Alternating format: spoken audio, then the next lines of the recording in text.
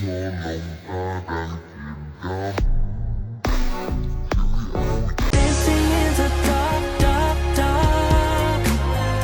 Dancing in the dark, dark, dark. Bắt tay vô làm thôi. Gà tre một con, mình chà muối gừng vào phần da gà, sau đó rửa sạch. Gà ướp với 1 muỗng cà phê hạt nêm, nửa muỗng cà phê bột ngọt, 1 muỗng cà phê cốt nghệ hay bột nghệ đều được. Tha đều khắp mình gà rồi để ướp 10 phút. Thắng một xíu mỡ gà rồi phi thơm 3 tép tỏi với một xíu gừng. Sau đó cho 300g bột gạo ST25 vào, thêm nửa muỗng hạt nêm, nửa muỗng bột nghệ vào xào thơm. Xào 3 phút rồi mình cho gạo vào nồi. Mình sử dụng lượng nước vừa ngập thôi, vì gà còn ra nước nữa. Tiếp tục cho gà đã ướp vào đậy nắp lại, chỉnh chế độ nấu tiêu chuẩn. Sau 20 phút là cơm chín. Gà cũng vừa chín luôn. Gỏi trộn thì mình có hành tây, rau muống, củ cải, dưa leo, rau răm, ngò thì mình cắt khúc. Nước chấm này mình chấm với nước mắm gừng mài rất là ngon luôn. 50g gừng mình đừng có giã mà đem đi mài như vậy nè. Gừng mài xong mình vắt bỏ cái phần nước gừng đi. Nước gừng này mình pha với muối rồi chà lên da gà như lúc đầu nha. Cho 50g đường vào trong cối, khoảng 2 muỗng canh dung, 2 trái ớt, 2 tép tỏi, 60g nước mắm, khoảng 4 muỗng canh. Sau đó mình xay nhuyễn. Xay nhuyễn rồi thì cho gừng mài lúc nãy vào. Làm tới bước này là chảy nước miếng ròng ròng rồi, rất là thơm luôn. Nước mắm gừng kẹo thơm. Cái này mình chiên cá vàng giòn rồi chan mắm gừng lên ăn cũng ngon nữa. Gà chín rồi nè mọi người, rất là thơm. Xé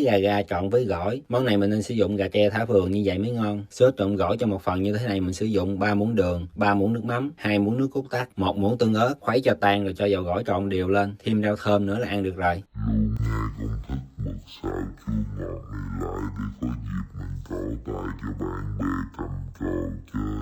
Mấy bé ở nhà cũng thích món này lắm. Nguyên liệu gia vị thì dễ tìm. Mình xào ăn cơm hay là rai đều hợp. 500g mực mình cắt khoanh cỡ như vậy cho vừa ăn. Topping xào chung thì có khóm. Mình cắt miếng như vậy nè. Ớt chuông xanh, đỏ, vàng để nhìn cho đẹp ha. Một trái cà chua cắt bỏ hạt. Dưa leo cũng một cái non, mình để luôn ngọt. Củ cải cam, đỏ, cà rốt thì mình cắt bông như vậy. Rau thơm thì có nửa củ hành tây, gốc hành, vài cọng con Trung Quốc. Mình có thêm bắp non xào chung cũng ngon. Trước khi xào thì mình trụng mực trước. Này mình không có trụng sơ mà trụng chín luôn ha.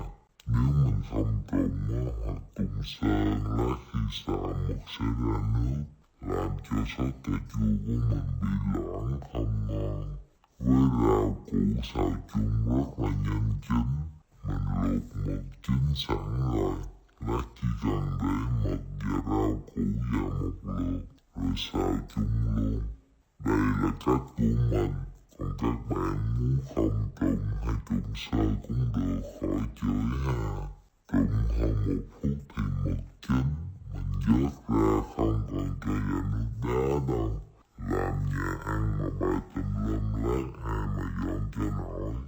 Cho 2 muỗng canh dầu ăn vào trong chảo, 3 tép tỏi băm nhuyễn, phi thơm lên rồi cho 3 gián lẩu nước vào tầm 100ml nước. Mình tắt bếp rồi cho mực vào trong